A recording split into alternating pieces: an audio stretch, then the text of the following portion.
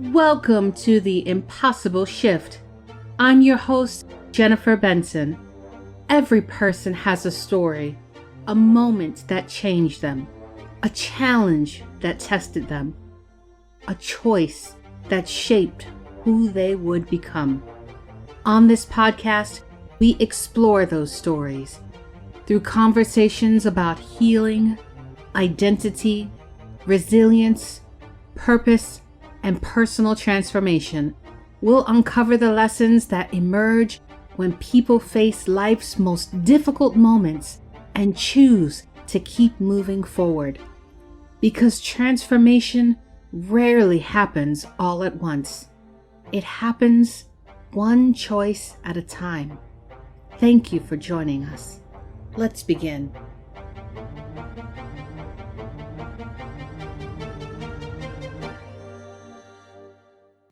Welcome to The Impossible Shift. I'm your host, Jennifer Benson, and I have the pleasure of introducing Yaffah de Casta, who is a returnee from the secret Jews of the Azores. That's a Portuguese colony in the middle of the Atlantic Ocean. She's been involved in the Bene Anusim return movement in various capacities for 30 plus years. She's been involved with counter-missionary work and education for both Jews and Christians about antisemitism and anti-Zionism. She's been on Christian live call-in talk radio, as well as various internet podcasts and seminars. She's been giving live audience lectures on this topic for the past 20 years in the U.S. and Israel. She's also a trained life coach and transition coach for the terminally ill and their immediate families using Jewish sources. So I'd like to welcome her. Thank you very much, Jennifer. I really appreciate you inviting me to be on your program. There aren't too many people in the world, including Jewish people, interestingly enough, who know this story about the secret Jews. And in Hebrew, they're called Bene Anusim. Bene means children of or descendants. And Anusim is the Hebrew word for forced ones. And so this is about the Sephardi Spanish and Portuguese Jews who in the 13th, 14th century in Spain and Portugal were forcibly converted to Roman Catholicism. And then when they finally were able to leave, especially Portugal, they went to the New World. But the Inquisition, which persecuted them as heretics, if they were secretly following Jewish law and custom, because they had been forced, they didn't really want to be Roman Catholic. So there was an Inquisition in Spain and Portugal, and then later that Inquisition followed them to the New World, which is essentially Latin America today. All of the countries from Mexico on down, including the Caribbean, Cuba and Puerto Rico, and Central America and South America. Now, there's only one country in all of those countries that's Portuguese, which is Brazil. And all of the other countries are Spanish speaking. But they're all Sephardi. And so what happened was when these people were in these countries and the Inquisition was persecuting them, that persecution lasted 400 years, from the 16th century roughly to the 19th century. The last auto de fe means torching at the stake, burning people at the stake, happened in 1830 in Mexico City. Okay, again, yeah, most people don't know this and how long it lasted and how brutal it was that people were tortured, they were traumatized, they were terrorized. Absolutely. Fear. We were all raised with fear of outsiders, for example. And termination. Eventually, people would be killed. So that's the history. And what happened was then, in all of these Latin American countries, these people became secretly Jewish because they couldn't be openly Jewish because they could be persecuted and even killed. The worst part would be killed. So that's what happened. And then, oh no, between 50 and 30 years ago, they started to decide that they wanted to come back. They wanted to be openly and publicly Jewish because since Vatican II of the Roman Catholic Church in 1965, there was a pulling back against persecution of Jewish people, okay, where the church wrote this document called Nostra Aetete, okay, which said, can't blame all Jews of all time for the killing of Jesus of Nazareth, okay, and you can't keep persecuting these people, basically. Okay, however, what a lot of people don't understand also is that the Roman Catholic Church was based not on the first century writings of Paul and the gospel writers, was based on the church fathers who were Greco-Roman and who were very anti-Semitic. People like Tertullian, Clement of Alexandria, and Origen, and Justin Martyr, and there's a whole list of people can look this up. It's all over the internet, by the way, this history. And these so-called church fathers, they were Greco-Roman, and they had a long-standing dislike for the Jewish people. So when Rome, in the history books, when Rome comes into Judea and occupies Judea, the late first century BCE, and then of course first century of Common Era, they didn't like the Jews, and various emperors persecuted the Jews. And the early Christians, by the way, were persecuted by the Romans in those early centuries because, as non-Jews, they decided to stop worshiping the emperor and stop burning incense to the emperor and going to the pagan temples and abiding by the imperial cult, is what it was called. And Jews had a dispensation starting with Caesar Augustus that they didn't have to do all that stuff because they had this ancient religion and they wanted to be nice to them in the beginning. But when Paul goes out to Asia Minor, which is Turkey and Syria, like Damascus, of course, is mentioned, and other places in Greece, he's bringing to the pagan world, the Greco-Roman world, an understanding of what you might say Judaism for non-Jews. Okay, the worship of one God only. Okay, not multiple gods, which were what the pagans were worshiping at the time, and the moral code that was given in the Hebrew Bible, in the Torah. So the Torah was never done away with. There are all kinds of quotes in the Gospels by Jesus of Nazareth that you worship one God, and he quotes the Torah himself. Okay, but during the second and third centuries, there develops this thing that's called by the scholars like Bart Ehrman and James Tabor and some of these other scholars, it's called proto-orthodoxy. In other words, it's the earliest form of what later became orthodoxy. But what became orthodox, as far as Christianity was concerned, was based on the anti-Semitic writings of the church fathers. Okay, so that's how we get to the situation today where we still have this anti-Semitism and we still have people that are hateful to the Jewish people and have been for centuries, okay, and persecution and all of that, simply because the Jewish people wouldn't go along with the Nicene Creed of 325, which was promoted by Emperor Constantine, where they declared a human being, Jesus of Nazareth, was God, was a God, or God come down in a human form, etc.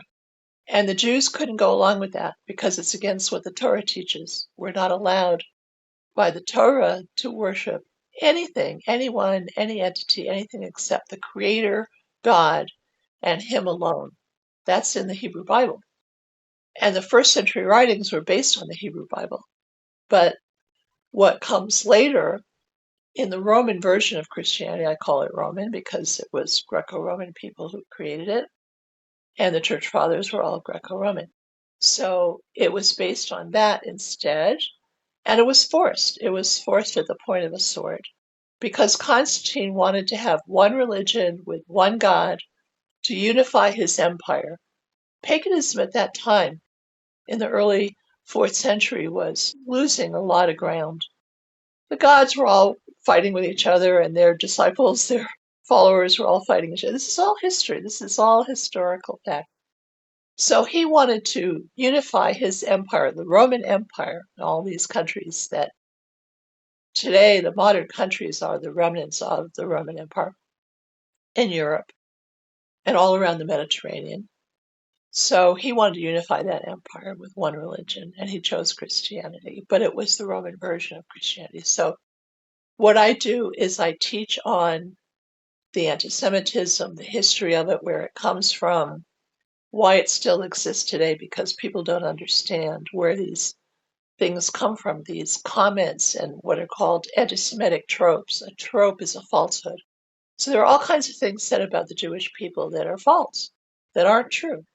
But if people don't study this, and of course in the churches, most of the churches and the pastors and the priests and all of these people don't teach this stuff, okay, one has to sort of go on their own onto the internet with AI or just, your favorite search engine and start to search for yourself, okay, so to speak, this history. There's Wikipedia, which is a great source. There's the Britannica Encyclopedia. There's all kinds of sources on the internet that talk about church fathers, the roots of anti-Semitism. That's how I learned it. I've been studying it for about 50 years. Okay.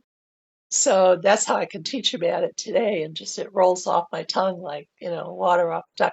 Because once you've studied something that long, okay, you really know it, right? So I try to help the Christian world understand what the anti-Semitism really is. Where did it come from? How did it start? What's it all about, Alfie, so to speak?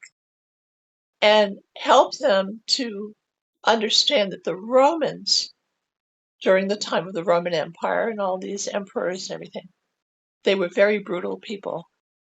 And as I said, they forced that version of Christianity on the population of the whole Roman Empire. And anybody who didn't want to go along with it was going to be persecuted as a heretic. And that's what happened in Spain and Portugal. First, they forcibly converted Jews to convert. They forced them. And then they called them heretics if they were privately in their home observing Jewish custom and Jewish law, etc., which would have been their rights. So the real issue in all of this is a lack of tolerance for religious difference.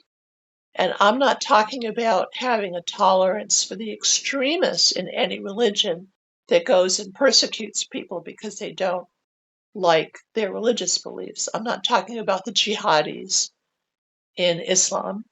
Okay, moderate Muslims understand tolerance in religion. Okay, like the countries that are writing Abraham Accord agreements with Israel. Okay, they're not against the Jewish people for our beliefs. And a lot of modern Christians don't go along with, again, accepting all this persecution of the Jews. And many of them do understand the history. They're called evangelicals, they're called Christian Zionists, they're very supportive of Israel. Why? Because there's no reason to persecute a people, an entire group of people, not on the basis of what they do and they're evil and they're doing terrible things. Not that. Those are all tropes and lies and stuff. Any individual could be a bad person. I'm not saying that. But this intolerance for difference in religion is what real, and a very deep intolerance to the point of somebody wanting to kill somebody, go into a synagogue and shoot people up and that kind of stuff, is based on someone who's been brought up to hate other people simply because their religion is different, or it could be racist, to hate other people because of the color of their skin or their ethnicity or whatever. Okay. There are people who could hate someone who's 6 foot tall. I'm almost 6 feet tall. Okay. So there could be people who hate tall people or who hate short people. I mean, it's really silly in a sense. It's ridiculous. But unfortunately, we have people who are like that.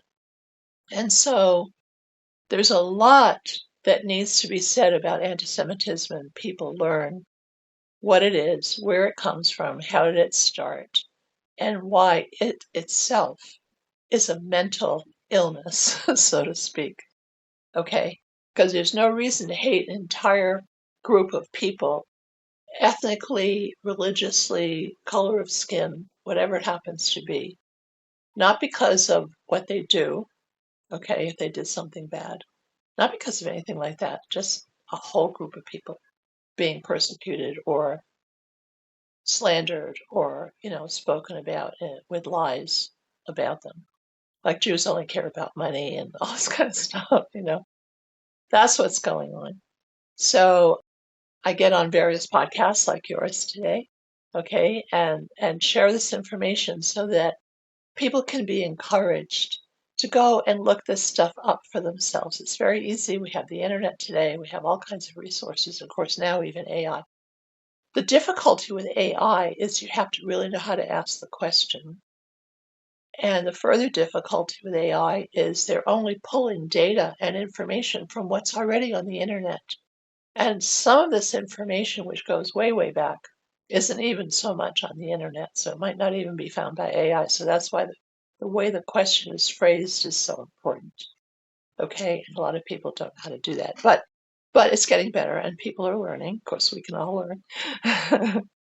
So that's what's going on. And that's why I spend the time to do this, because we need to help the people who've been taught to hate on the basis of race, religion, ethnicity, whatever. And in America, that should be easy because it's constitutional that all of these things, okay, are not good, not right. But there's not enough going on, even in the United States, to fight the anti-Semitism in the proper way. Okay, meaning educating people, helping them to understand where did it come from. It goes all the way back 2,300 years to the 3rd century BCE is when it started. Most people don't even know that. They think it's only 2,000 years old. It's actually 2,300 years old. Okay, but that's a detail that I could get into some other time if we did another program. It's a very, very deep subject, and there's a lot of information to share. If you had a question, I'd be happy to answer. No, I think that what you've just shared, I mean, it's obvious that you have a wealth of experience, wealth of understanding on the topic, and what you are striving to do in helping those who have been taught hate to learn understanding. I think that's phenomenal. And I am truly thankful to have you on the show and let you share your story for other people to learn and understand. Because some of that history, I have no idea. And your point is true. It is available online, but we don't even think about these things. And so you bringing it, out there and saying, hey, look, this is something that may help you understand why things are the way they are and how we can move forward as humanity.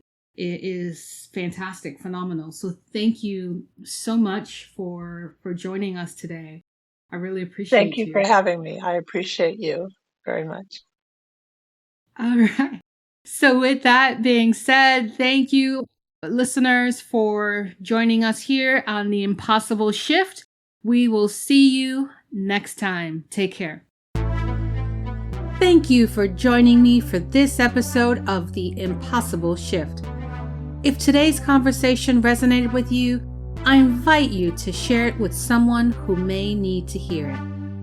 You can learn more about The Impossible Shift, explore resources, books, coaching, and upcoming projects at theimpossibleshift.com. Until next time, remember, choice is your power. I'll see you at the next episode.